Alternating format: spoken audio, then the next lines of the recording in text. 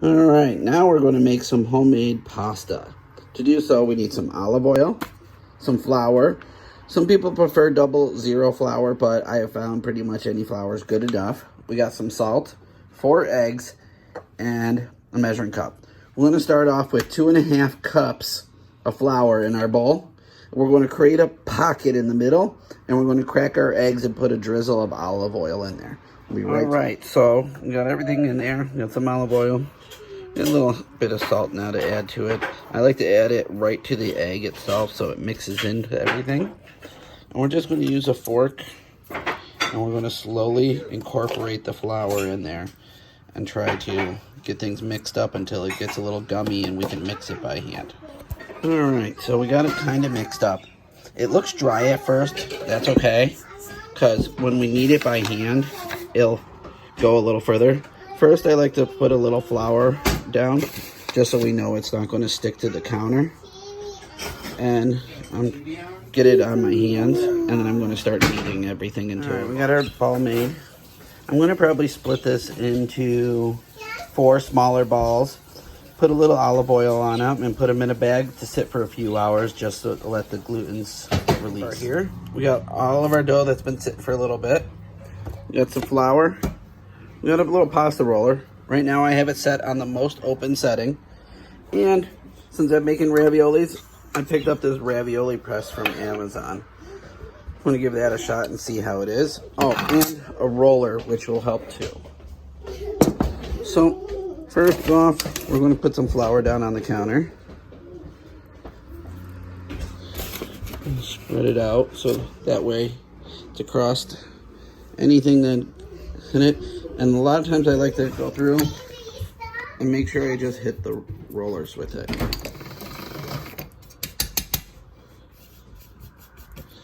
All right, so first off, we're going to grab one of these doughs, pull it out and flatten it, and get ready to put it into the press. So it's got a nice spongy texture. What I like to do is put it down, get a little flour on it first, and press it down to about the size of a pancake. Okay, make sure we get a little flour on both sides. We'll take that, we'll put that in the crank, and I'll turn it a few times.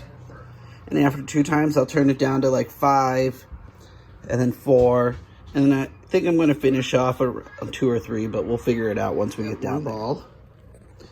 I got down to about a number 2, which I don't know if you can see thinness wise. It's actually not bad. It's not thin enough that you can see through it, but definitely thin enough you can see light through it. Okay, so first off, we're going to take our press. I'm going to put a little bit of flour on it, I said, or oil. Spray it down. I'm going to try it with the flour first. And we're going to put it in a way that we can put our sheet down on top of it. So, we got our sheet on. I'm going to make sure it's nice and flat all the way across everything, across all the seams and the edges, and laying nicely. Okay, so this thing's got bubbles on the back. It says to put the bubble side on and press lightly and slowly. And you pretty much are creating the pockets right there for the raviolis. Nice. Okay, I'm going to grab my filling out of the fridge. I'm going to pipe these real quick and we'll be back. We're back. Then you see everything's got this nice pocket. And take our piping bag. I'm going to come through and give a nice little puff in each of these. You know, nothing too crazy.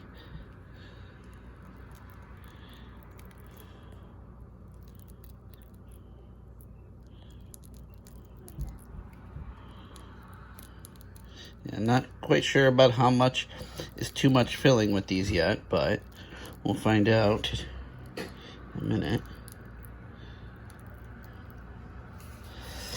Well, they also said when you're ready to press this, we can either give it an egg bath or a water bath.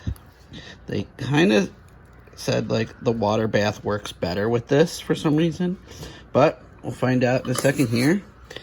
Let me grab some water and so we got a water and a little brush. Take this, tap it a few times. Come down across the seams. Just try to make sure anywhere that is going to have a seam has a little bit of liquid for it to help push the doughs together.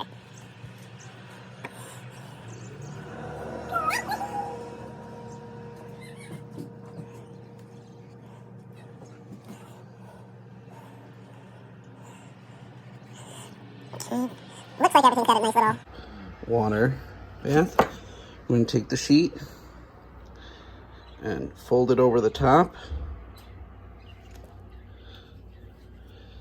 and take our rolling pin and roll across this.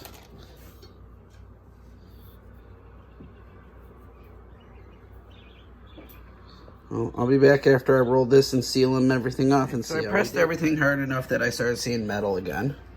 I can take these off. If you want, what I'll tend to do is use like a pizza roller and cut them into little pieces to make noodles with. Now, apparently you should turn this over, and most of these should fall right out, or maybe with a little press they'll fall out. Let's see how one of these look. Oh, that's a nice looking ravioli. Well, let me get the rest of these out and I'll put them on a rack. Here's the first row. As you can see, it looked nice. It took a little bit more work to get out. Somebody suggested using Pam on that, so I'll try that method next and see if that's any better. Spraying actually worked a lot better with the second batch. Now watch, I just turned it upside down and they all fell out. All I did was spray them with a little bit of Pam, and that worked out really well.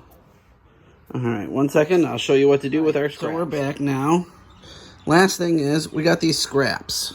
This is still good pasta dough. What I like to do is just lay it out and take something like a pizza roller. Cut some strips and ribbons out of it.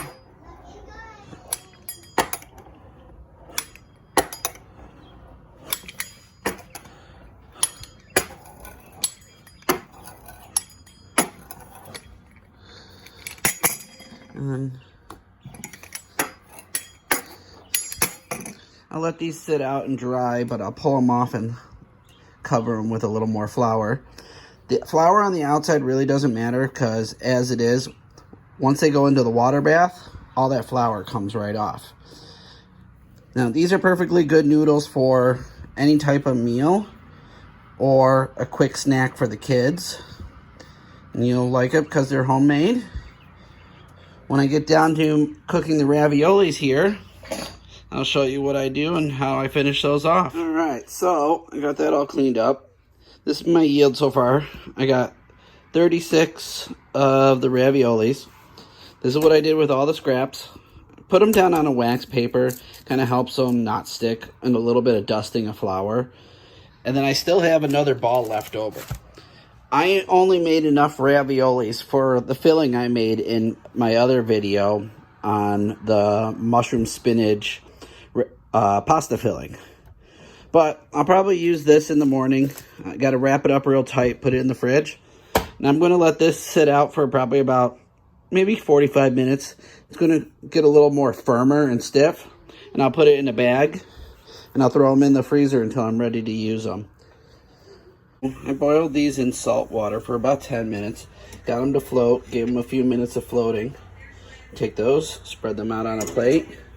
And I'm just going to finish this off with a mushroom butter lemon style sauce, which really isn't a sauce, it's just a finish. Alright, there you guys go. I hope you enjoy.